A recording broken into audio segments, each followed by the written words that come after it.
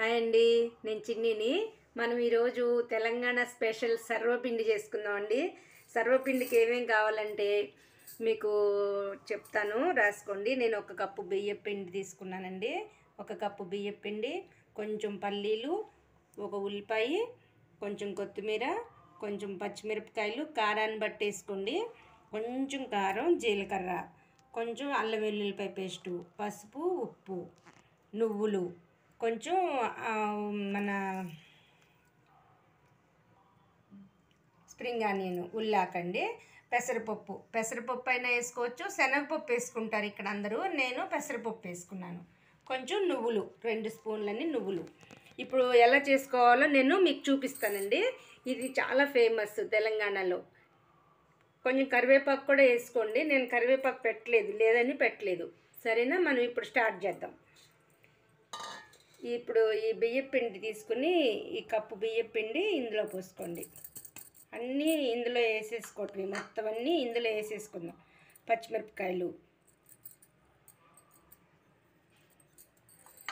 ఉప్పు, జీలకర్ర, కారం అన్నీ వేసేద్దాం దీంట్లో.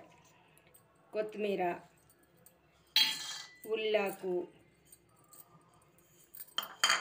అల్లం వెల్లుల్లిపాయ పేస్టు, పసుపు, ఉప్పు మీకు సరిపడా వేసుకోండి. కారము అది ఉప్పు కారం మడు సరిపడా వేసుకోండి. ఉల్లిపాయ ముక్కలు,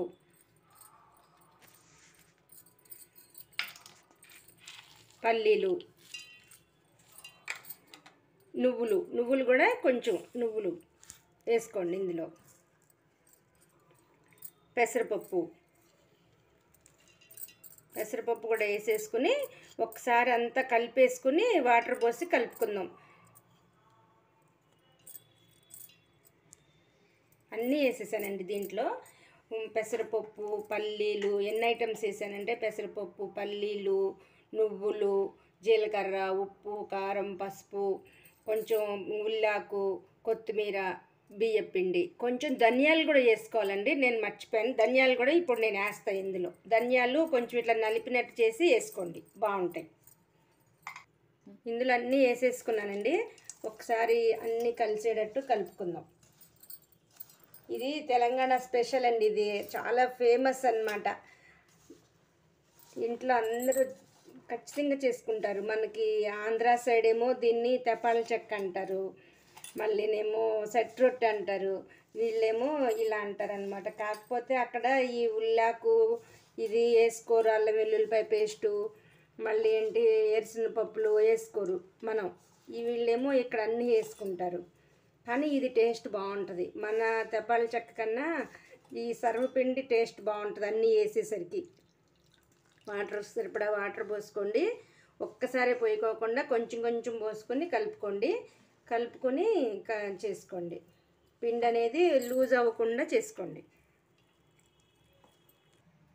చూడండి, పిండి అంతా చక్కగా ఇలా కలిపేసుకున్నా. చపాతీ ముద్ద కన్నా కొంచెం సాఫ్ట్గా కలుపుకోవాలి, అంతే. చూసారా, నేను అంతా ఇలా సాఫ్ట్గా కలుపుకున్నా. ఇప్పుడు ఇంత చిన్న ముద్ద తీసుకోండి. కొంచెం ఈ సైజు తీసుకోవాలి. ఈ సైజు తీసుకొని మూకుట్లో ఆయిల్ వేసుకోవాలి. ఆయిల్ కొంచెం ఎక్కువే పడుతుందండి దీనికి.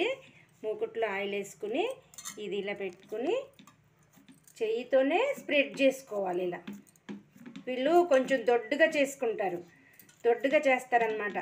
దీన్ని సర్వపిండిని కొంచెం దొడ్డుగా అంటే లావుగా చేస్తారు.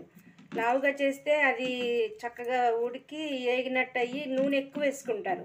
అసలు బయట చేసే అయితే ఎక్కువ నూనెలో ఇలా చేస్తారనమాట. వేయించినట్టుగా ఎక్కువ నూనె పోసి దాన్ని తీసేసి మళ్ళీ ఇంకోటి వేసి అట్లా చేస్తూ ఉంటారు ఎక్కువ నూనెలో.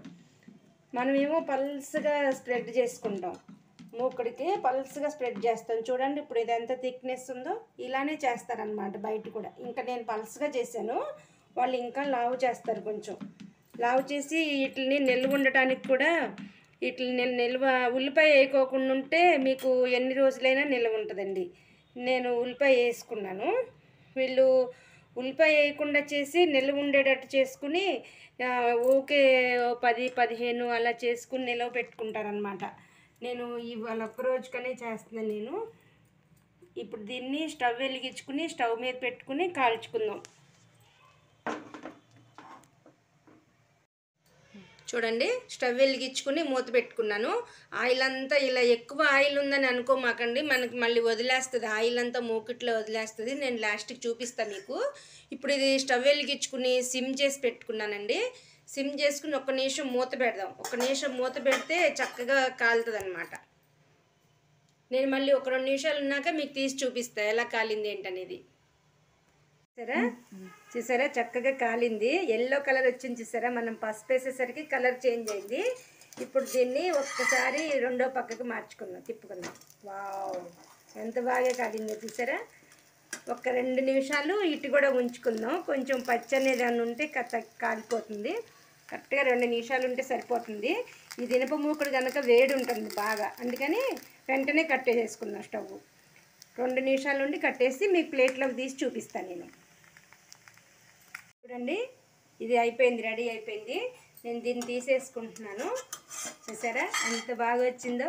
వావ్, చూడండి, వావ్ ఎంత బాగుందో చూసారా.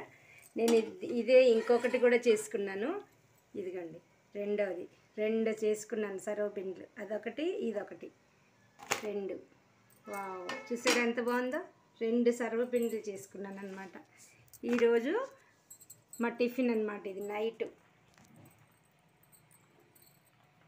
నైట్ మా టిఫిన్ 2 సర్వపిండిలు.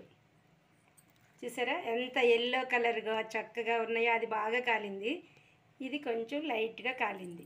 దీన్ని కాంబినేషన్ పల్లీల చట్నీ, ఉల్లిపాయ ముక్కలు. కాకపోతే మేము ఇది ఇలా లైట్గా తిందామని చేసుకున్నాం అనమాట. చూసారా ఎంత ఎల్లో కలర్గా, పసుపు వేసేసరికి మంచిగా ఎల్లో కలర్ వచ్చేసింది. చూసారా ఎంత బాగుందో.